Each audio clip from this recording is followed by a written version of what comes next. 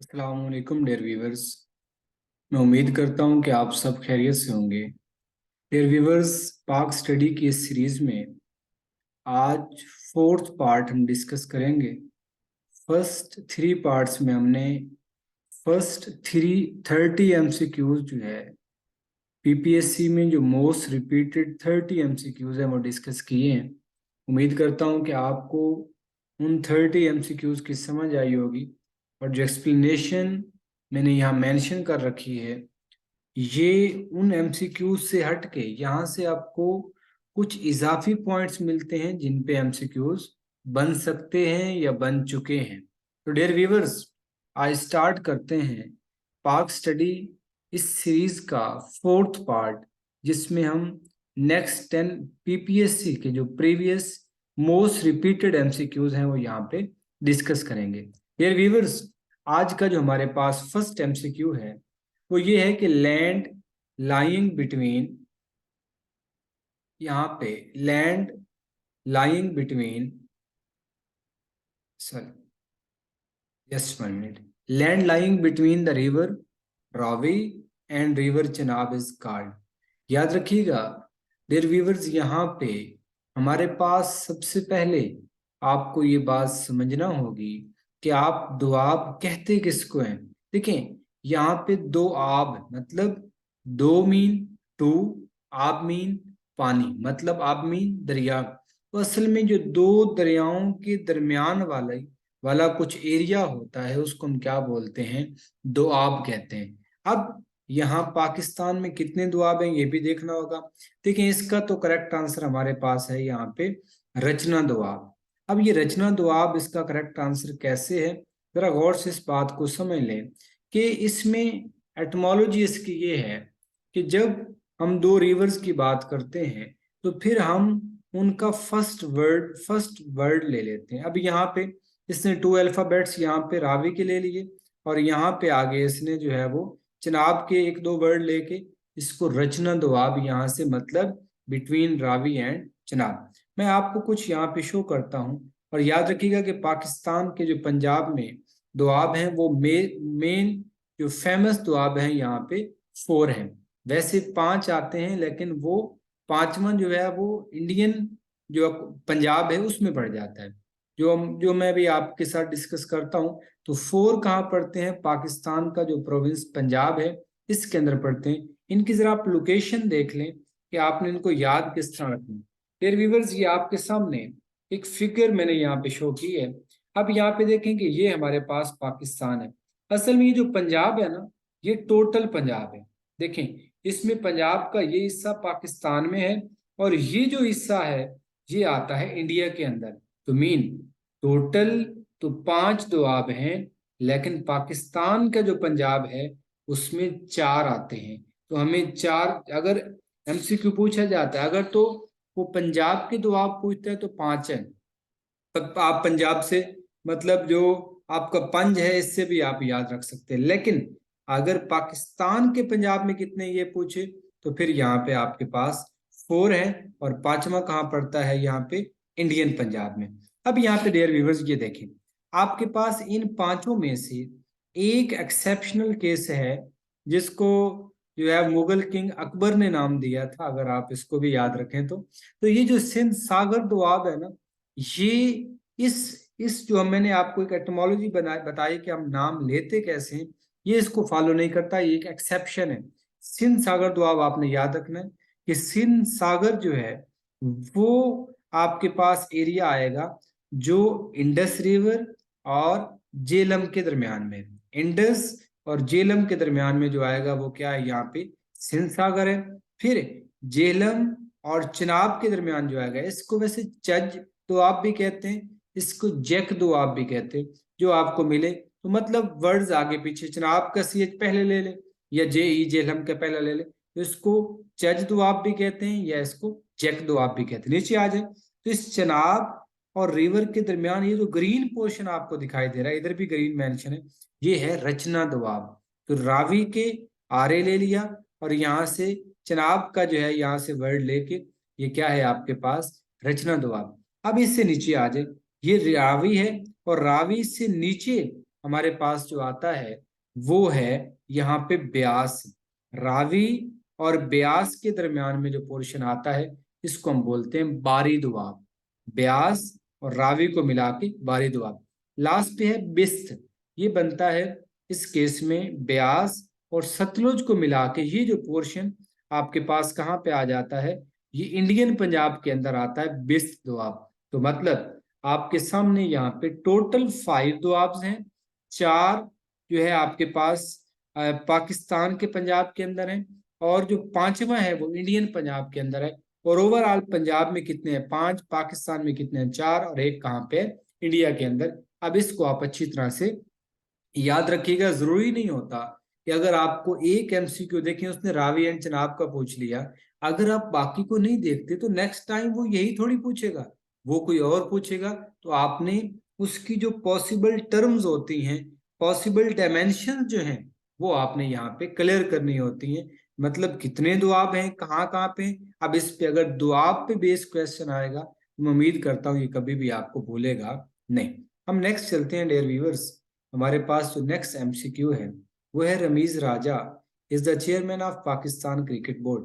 लेकिन पीसीबी जो है, पीसीबी पे यहाँ पे मैंने इंफॉर्मेशन ऐड नहीं की, अदरवाइज आप पीसीबी पे भी थोड़ी इंफॉर्मेशन ऐड कर सकते हैं कि पीसीबी कब बना और इसका जो है फर्स्ट चेयरमैन कौन था, और इसके बारे में 2-4 बातें और भी आप यहाँ पे ले सकते हैं, ताकि पाकिस्तान क्रिकेट बोर्ड पे भी क्वेश्चन बना है, पीसीबी से रिलेटेड भी आपके पास इंफॉर्मेशन होनी चाहिए।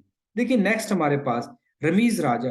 देखिए रमीज राजा के बारे में आप सब अच्छी तरह जानते हैं कि ये जो है हमारे पास फार्मर पाकिस्तानी क्रिकेटर भी हैं, कमेंटेटर भी हैं, यूट्यूबर भी हैं। तो ये यहाँ पे ये इंपॉर्टेंट है जो उसने पूछा भी है, ये 35th जो है हमारे यहाँ पीसीबी के चेयरमैन बने, और कब बने? 2021 में। उस वक्त प्राइम मिनिस्टर कौन थे? प्राइम मिनिस्टर उस टाइम इमरान खान थे।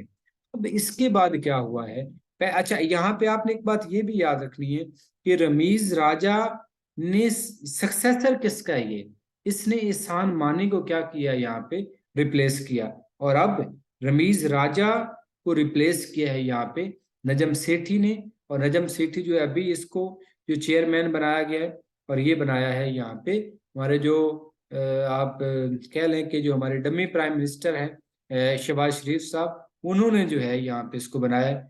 माजरत के साथ अगर किसी को बुरा लगा हो, तो यहाँ पे ये नजम सेठी जो है, ये इनको नजम सेठी ने रिप्लेस किया है यहाँ पे रमीज राजा को। वैसे मदायन कह दिया, किसी की दिल आजारी हुई हो तो तह दिल से माजरत खा हूं। यहाँ पे थर्ड हमारे पास जो 33rd नंबर पे जो एमसीक्यू है वो है in which city school of public policy located. अब स्कूल ऑफ पब्लिक पॉलिसी कहाँ लोकेटेड है? याद रखें ये लाहौर में लोकेटेड है, और इसका एक जो है वो यूनिट है जिसको कॉन्स्टिट्यूएंट पे बेस्ड है, और यहाँ पे जो है वो इनको पब्लिक पॉलिसी पढ़ाई जाती है। तो ये सिंपली आपने याद रखना है। ये आपके पास यहाँ पे 35th हो जाएगा, और ये आपके पास यहाँ पे लाहौर हो जाएगा। कुछ चीजें ऐसी होती हैं जो इतनी ज्यादा एक्सप्लेन करने वाली नहीं होती, जहाँ पॉसिबल है वो मैं साथ साथ करता जा रहा हूँ। ऑन विच रिवर काबल रिवर फॉल्स, किस किस रिवर पे ये फॉल करता है? याद रखें ये फॉल करता है यहाँ पे सिंध पे। शायद कि जब मैं आपको दुआब दिखा रहा था तो यहाँ पे कुछ दिखाया हुआ नहीं, यहाँ पे नहीं है। अदरवाइज यहाँ पे सिंध में ये फॉल करता है अटक के करीब, और ये काबल जो है इधर अफगानिस्तान से आ रहा है। तो यहाँ पे इसलिए क्योंकि ये इधर काबल वाली साइड पे आता है, तो इसलिए इसको क्या बोलते हैं? काबल बोलते हैं। और यहाँ पे काबल रिवर जो है वो सिंध में फॉल करता है, और काबल रिवर के ऊपर हमारा एक बहुत इंपॉर्टेंट जो है वो डैम बना हुआ है। इसका आपने याद रखना है, कौन सा डैम है? यहाँ पे वर्सक डैम यहाँ पे काबल रिवर पे बनाया हुआ है। और ये काबल रिवर सिंध के साथ कहाँ मिलता है? यहाँ पे अटक के करीब पाकिस्तान में। और प्रोविंस कौन सा है वहां पे? केपी, याद रखिएगा।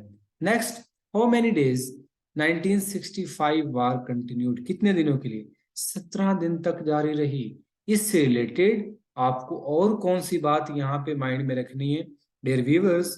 जब 1965 वार की बात होती है तो एक चीज जो आप किसी सूरत में किसी कीमत पे भी स्किप नहीं कर सकते, वो है ताशकेंट डिक्लेरेशन, ताशकेंट एग्रीमेंट। अगर 1965 वार की बात हो और आप ताशकंद डिक्लेरेशन की बात ना करें, मेरे ख्याल में ये नाइंसाफी होगी। और नेक्स्ट उसने एमसीक्यूज यही पूछ लेना है, तो फिर आपके साथ ज्यादती भी हो जाएगी। तो इसलिए आपने याद रखना है, ताशकंद एग्रीमेंट साइन हुआ था 1965 वार में, जो वहां पे जो मतलब फौजों में जो है वो एक जंग हुई, उसको जरा कूल डाउन करने के लिए एक एग्रीमेंट साइन किया गया, और इसमें ये डिक्लेयर किया गया कि जो प्री वार पोजीशंस हैं वहां पे दोनों फौजें जो हैं वो वापस चली जाएगी। कब हुआ? 10 जनवरी 1966 में ये साइन हुआ। इस पे भी क्वेश्चन, पहली बात ताशकंद एग्रीमेंट पे क्वेश्चन आ चुका है 1966 पीपीएससी में, मोस्ट रिपीटेड ये एमसीक्यू है। और फिर ये किन के दरमियान साइन हुआ, ये भी क्वेश्चन जो है वो बहुत आप यूं ले ले कि मैनी टाइम पूछा जा चुका है। लाल बहादुर शास्त्री एंड हमारे पास जो यहाँ पे थे मोहम्मद अयूब खान, इन दोनों के दरमियान ये डिक्लेरेशन साइन होता है। किसको कूल डाउन करवाने के लिए? 1965 वार में जो फौजें जो है वो आगे पीछे बॉर्डर में घुस गई थी, तो उनको अपनी प्री वार पोजीशन पे लाने के लिए। At the time of partition of Bengal, who was the leader of Muslims in East Bengal? इसका करेक्ट आंसर हमारे पास नवाब जो है वो सलीमुल्लाह खान है। याद रखिएगा, नवाब सलीमुल्लाह खान जो है ये फाउंडिंग मेंबर्स भी हैं ऑल इंडिया मुस्लिम लीग के। इस तरह नवाब वकारुल मुल्क जो है ये भी फाउंडिंग मेंबर्स हैं नवाब अपने मुस्लिम ऑल इंडिया मुस्लिम लीग के। और जो नवाब मोहसिनुल मुल्क हैं, इन पे जो पीपीएससी में क्वेश्चन पूछा जाता है, इनका दूसरा नाम पूछ लिया जाता है, तो ये सैयद मेहदी अली इनका दूसरा नाम है। यहाँ पे कुछ जो है वो टाइम लाइन मेंशन किया हुआ है, तो इसको आपने अच्छी तरह से देख लेना है कि ये कब जो है वो लीडर थे यहाँ पे मुस्लिम्स के ईस्ट बंगाल के अंदर। Next, Pakistan bagged how many medals in Tokyo Olympics इन 2021? इसके लिए जो इंफॉर्मेशन आपने याद रखनी है डियर व्यूअर्स, कि हमारे पास जो पाकिस्तान ने, कि अगर टोक्यो ओलंपिक्स की बात की जाए, ओलंपिक्स में दो ही मेडल जो है वो विन किए हैं।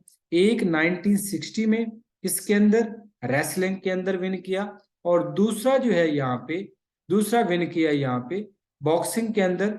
और ये कहाँ पे विन किया? यहाँ पे इन सियोल और 1988 में। और ये रेसलिंग में कब, किस सिटी में? रोम के अंदर। रोम कहाँ पे है? इटली में। तो यहाँ पे याद रखें कि आपके पास ये दो मेडल लिए हैं, और 19 यहाँ पे Pakistan has not one a single medal at the Olympic game since 1992। 1992 से कोई मेडल विन नहीं किया। इसका मतलब कि 2021 में यहाँ पे जो हमारे पास हमारा प्यारा आंसर होगा वो होगा none of this. Next, under constitution of 1973 which language was declared as a national language of Pakistan? Of course यहाँ पे उर्दू होगी। Urdu was declared as national language, और इंग्लिश जो है वो यहाँ पे हमारी है ऑफिशियल लैंग्वेज। यहाँ से अगर आगे चलें तो आपके पास डियर व्यूअर्स हमारे पास जो 39 एमसीक्यू है, ये 39 एमसीक्यू मेरे ख्याल में पहले भी हम डिस्कस कर चुके हैं, दोबारा बता देता हूँ।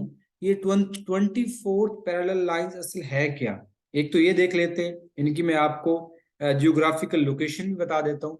फिर इन रैन ऑफ कच्छ, ठीक हो गया। It is the frontier between, देखिए ये पाकिस्तान और इंडिया के दरमियान जो है एक बॉर्डर लाइन है 24 पैरेलल, ये मैं आपको भी दिखा देता हूँ।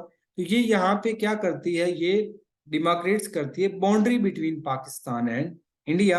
तो ये आप यूं ले लें कि रैन ऑफ कच्छ जो है ये डिस्प्यूटेड एरिया है बिटवीन पाकिस्तान एंड इंडिया। ये दोनों क्लेम करते हैं कि ये हमारा है। जरा इसकी लोकेशन चेक कर लें आप।